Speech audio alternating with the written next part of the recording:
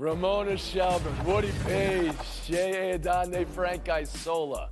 Approaching game time, the latest on Trevor Lawrence. He's braced, going through practice. What to expect for Jaguar Saints Thursday Night Football. And the Aces stunning championship. How a super team with another super team hurt on the bench managed to pull off an all-time statement, and that statement is, never underestimate the heart of a champion. Let's go around the horn. Never. I left my voice in the library last night, Mike Wilbon. He's a Rudy T now. Never underestimate. Thursday Night Football, Jaguar Saints. Trevor Lawrence listed as questionable with the knee he injured last week against Indy, but is expected to give it a go and start. If he can't make it through the whole game, C.J. Beathard would be next in line. Jacksonville 4-2. They've won 3 straight. Whether they've turned the corner to become the playoff team you expected them to be after last year. New Orleans 3-3, right in the thick of it in the NFC South, and favored in this home game. J.A., around the horn to you. Which team's in the better spot tonight, Jacksonville or New Orleans?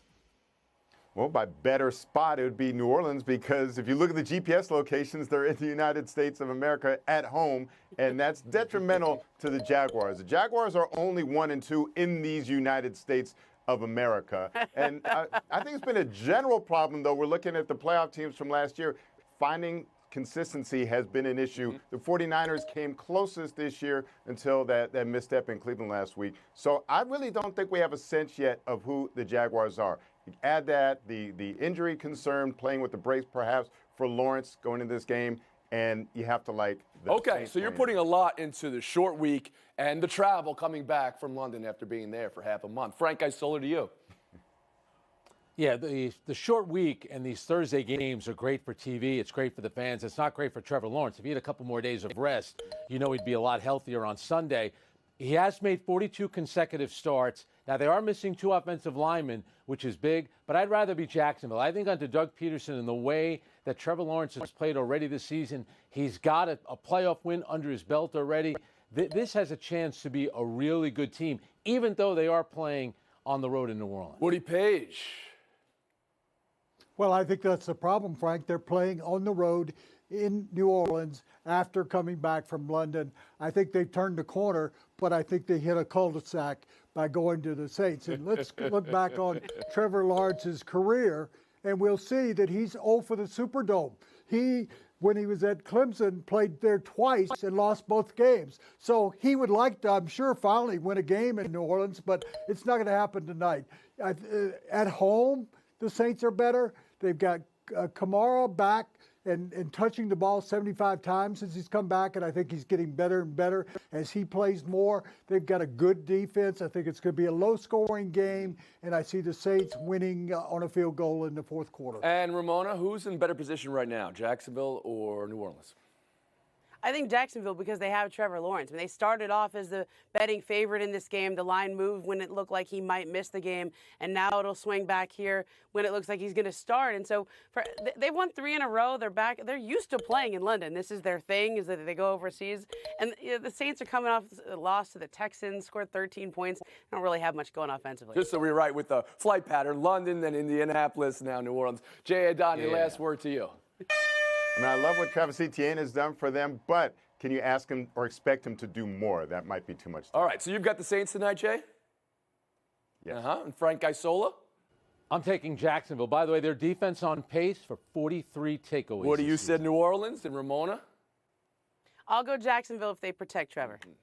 We move on now to the story of the day, the headline of the season, the Aces. Never underestimate the heart of a champion. How a super team with a second super team of players not able to play, still winning it all on the road. You heard Becky Hammond tell Holly Rowe that this team, and she was as confident AF with the players she could go to play with. So they go into the raucous Barclays Center and they night-night the Liberty. This is about the heart. This is about New York's alleged superness deflating. We'll get to that. This is about Asia Wilson, the indisputable dominant force, and the reckoning she put on all after not winning MVP. Face the league the face the league deserves and needs, A'ja Wilson. The team of the league, the Aces, back-to-back champions. Ramona, what did we just witness? How did Vegas do it last night? I think we are witnessing the start of a dynasty here. This is a team that took some time for them to win, right? And Breanna Stewart had their number in years past when she was playing in Seattle. So this was another vanquished foe here in beating Stewie. But this is a team, they're all young, they're all coming back. We'll see about Candace Parker with her injury and her age if she decides to play another year. But now they've got two. And the fact that they came down from double digits in this game with no Chelsea Gray, no Stokes, no Candace Parker, to come back in that game on the road, that's the heart of a champion. Woody Page. Oh, I agree with Ramona. Nice job. I think that what's key is in regard to them becoming a dynasty, Pat Riley needs to get out his three-peat trademark because they're going to win it again next year because they got their top four coming back under contract. I think we saw a team last night that dominated in the paint against a team that was supposed to be better inside. They scored 44 points against the Liberty's 24 around the basket. And I think that was a real difference in the game other than holding Breanna Stewart to 3 for 17. You've got a team that has one of the best coaches in basketball, and I mean either the NBA or the ABA, because Becky learned at the feet of Greg Popovich, and you can see that she's got, since winning both championships her 2 years in the WNBA, this team is on a roll and showed it again last night in New York. J.A. Adande. And Woody, Hammond did something that her mentor, Popovich, never did, and that's win back-to-back championships, something Pat Riley didn't do his first 2 attempts at it. So the greatness of their coach and the depth beyond, obviously, the greatness of A'ja Wilson. Look at Alicia Clark last night. Woody, of those shots that Breanna Stewart missed, 6 of them came against Clark defending her, including on that crucial last possession. That was her, held her to without a field goal when she was guarding her in the fourth quarter. And then just as impressive her performance in the post-game interview when she somehow got through it without breaking down, and she talked about how important it was, how much it meant to her to win this after her father passed away this year. So just incredible performance all around by her. And Frank Isola. Yeah, I think Alicia Clark's interview at the end of the first quarter was even more impressive because she talked about 8 turnovers. We got to stop throwing the ball away. And she said they were down 10. She said, "Well, we got 30 minutes. We'll be okay." Just that quiet confidence that this team has. And here's the thing too, both teams combined to go 14 of 47 on threes. What did A'ja Wilson do? She scores from around the paint. As Woody said, she dominated the paint. 2 of the last 3 finals MVPs in the NBA were both big men, Giannis and Jokic. You still can dominate inside, and that's what A'ja Wilson was able to do. They hung around long enough for her to take over. I need more, though, on A'ja Wilson, because there was a lot of heat in this series over the perceived slight given to the defending champs when the Liberty were building their super team overnight. And then again, A'ja Wilson didn't finish first in MVP. She didn't finish second in MVP. On some ballots, she didn't finish top 3 in MVP. That slight and some of the other things that motivate this team carried them to this championship. Isn't that right, Ramona? Yeah, look, they got off to such a hot start. They were so dominant in the beginning part of this season that I think people took A'ja for granted. They took the Aces for granted. And they were, when you have such a lead on everyone, all you're doing is inviting people to chase you down. The Liberty chased them down midway through the year. They won the Commissioner's Cup. But A'ja is the class of this league. And who was they? Were looking for somebody who voted her 4th. Who was the person who voted her 4th? Right. I mean, well, shouldn't they? This was a motivating right? force for this team. You could just see the way it carried it out. You could just see it the way that Sabrina Ionescu went to the night in Game 3, and you heard it from Sydney Colson after the game, how that motivated this team. Let's talk about the Liberty for a second. To blow a double-digit second-half lead, to not be able to close out at home against the most depleted roster you could imagine, for MVP Breanna Stewart to have the worst 10-game stretch of her career this postseason and the roughest final game imaginable, 3 for 17, as Woody said. Brutal last possession for this team as well. So the Liberty, they fall short, as you see. Ionescu also was throwing up after one of the big shots. They fall short, and only making Coach Sandy Brondello and Stewart, Courtney Vandersloot available after the game at the podium. Frank, your thoughts on a hyped super team's bubble bursting the way it did? Yeah, that's a weak move. More players should have been made available to the media after the game. But for Breanna Stewart, the MVP of the league, that is a disastrous performance in the biggest game of your season, 3 for 17. I don't know why the Liberty called the timeout. You have the ball with 18 seconds to go. You're down 1. You have to be thinking 2 possessions. You have to be thinking if we miss and they grab the rebound, we foul, they go to the free throw line. Why? You're calling a timeout there, and then with 8.8 seconds to go, you end up just getting the one shot from the corner.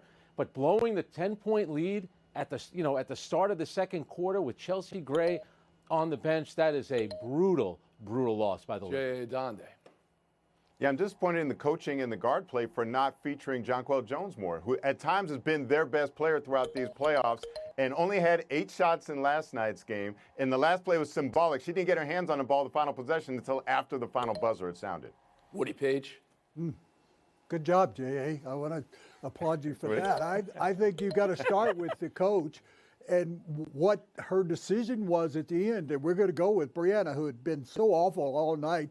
At least give her somebody to set up a screen for her rather than just throwing it into her. And she's got to go one-on-one in the corner against Clark. I just didn't think that made any sense whatsoever. But overall about the Liberty, I just think they were overrated. We began the season, people were talking about they were going to be undefeated all year long. They weren't going to lose a game. And really, they just couldn't live up to those expectations. And it kept bothering me during the playoffs that they weren't being as dominant, particularly Stewart. And it showed in this final series. Shelburne. I mean, this is also 2 teams that played each other a lot. And the Aces, I thought they were going to have a hard time with the Liberty because of the loss of Candace Parker inside and the matchup with Jonquel Jones. Like, as Jay said, feature Jonquel Jones. She's an MVP too, by the way. And she can score, and you don't have your best interior defender in Candace Parker out there for most of the season. So I felt like the Liberty, this is their first time here. This is Sabrina Ionescu's first time on this stage. This team finally came together midway through the year. They have a style. I think they just need to refine it and maybe game plan and get some players to match up better with the Aces next year. This is a fun rivalry. No, of course. Although, is there a player in the world who can match up opposite Asia Wilson? You don't just pick somebody off the heap there. Back to Vegas real quick. I think it should be said they had a lot of very serious off-court issues this year. And I'm thinking specifically of Becky Hammond starting the year suspended, one of their many serious issues, and the investigation into the Erica Hamby and the workplace environment through her pregnancy, and that deserves scrutiny, deserves to be investigated as it was, deserves to be looked at. The way you talked about Becky Hammond, though, and the credit that she received for her in-game management here, another story in the WNBA right now is Phoenix hiring Coach Nate Tibbetts and announcing it in Game 4 of the WNBA Finals with a release on Twitter, which you could do that. The way they did it, talking about him being a legendary player and a girl dad, and then announcing he's the highest paid coach in the sport, the WNBA. What are we doing? Mark Davis has been known to spend money, maybe go over the top in spending his money. That's a blank check situation, you would think, for Becky Hammond now. We'll be back. Buy or sell next. Another game in the baseball playoffs where a team got out early and carried it through. Astros finding their bats. And Mike Texas's Max Scherzer gamble come back to haunt them. Tonight is a pivotal Game 4. You people always say pivotal Game 5s. When I pivot, you pivot. When I move, you move, Adonde, just like that. Did Houston pounding Scherzer like they did change how this series will go, Woody Page? Yes, it will. And can you imagine if it does go to the 7th game that they go with Scherzer again? Well, yeah. When he was so uncertain last night, I don't think that makes any sense whatsoever. Bochy, I think, was outmanaged. First of all, Dusty did such a good job of changing the lineup after 2 games, and the bottom part of the order ended up coming through real big time for Houston. Meanwhile, Bochy pitches 4 guys who haven't pitched since September. They didn't have a chance of winning that game. They only got runs in garbage time. Jay Adonde. Yeah, you know how you need 3 points to make a line. We have the 3 plot points now for Scherzer. More earned runs than inning pitch his last 3 postseason starts. So now he's gone from great asset to liability. That's dangerous true? going forward. That is some heavy-duty stat work from Adonde. Frank Isola. Bruce Bochy is a pretty smart guy. I think he knew there was a chance that what happened last night would happen. Jose Altuve finally got hot. But if I'm him, I'm pitching Scherzer because I know I'm going to need him at some point in the playoffs. So I don't have any. Remember, they made a huge trade to get the guy. You got to use him. I don't have a problem. Ramona Shelburne. I don't have a problem with him using him either. He's throwing 95 miles an hour. He just wasn't sharp on the slider and locating his pitches because he hasn't pitched in a while. Yeah, that's what exactly. But I don't think we're not giving the Astros any credit. Did you see the catch from Michael Brantley? I mean, this is a guy who's been out for 14 months with a shoulder injury, and he's out there diving in the outfield. They almost tied it up. Brantley was great. Frank, I agree. Jose Altuve finally got hot.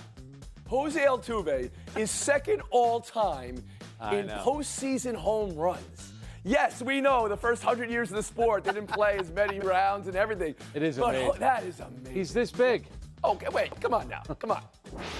Don't give him the too short, too small. We'll move on. Buy or sell two, Olympics 2028, flag football. Who ya got? We've heard NFL players say they want in. Tyreek Hill is one of them. Rob Gronkowski is one of them. Former player says he wants in. The league reportedly wants them in too. J.A., buy or sell NFL players playing flag football in the Olympics? You have to sell. This has nothing to do with the Olympics. The NFL, pro football, American style is not a global sport. We don't need to dominate more than it's already. I would rather see it just have mixed, right? We don't need men's and women's. Why not just have mixed competition? That'd be fun for flag football. Okay, so you're selling the idea of the NFL playing in the flag football because it would be so unfair. Out on it. Because they would be, okay. Woody Page? I'm selling it, but for another reason, that because amateurs should be playing, we put together a team that actually works at it for 4 years. I didn't realize until today that 100 countries are playing flag football, 20 million competitors. Yes, it should be for amateurs, not for NFL players. Did anybody see the Pro Bowl? That was the most yawning game I've ever watched. Mona Shelburne? Listen, I love the amateurism of the Olympics as much as anybody. I can sing the song, I get excited, but they love nothing better than getting big, huge international stars into the Olympics. That's what happened in golf. Let's get Tiger Woods into the Olympics. How old Tom Brady could be in 2028? I mean, I can see it now. Hey, Frank Isola. We really don't need it. We already have rhythmic gymnastics in the Olympics, but Ramona happens to be 100% right. This is a way to get the big names in the Olympics. Would I love to see our very own Izzy Gutierrez, who plays flag football at a high level? Yeah. Absolutely. But you're going to see NFL players. Give me the best Olympics. flag That's what this is football all team about. of NFL players you possibly.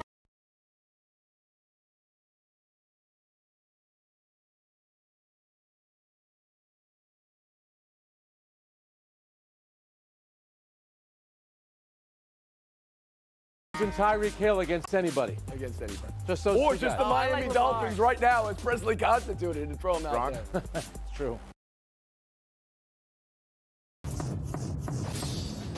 Julius Randle had a big dunk last night in his Skechers.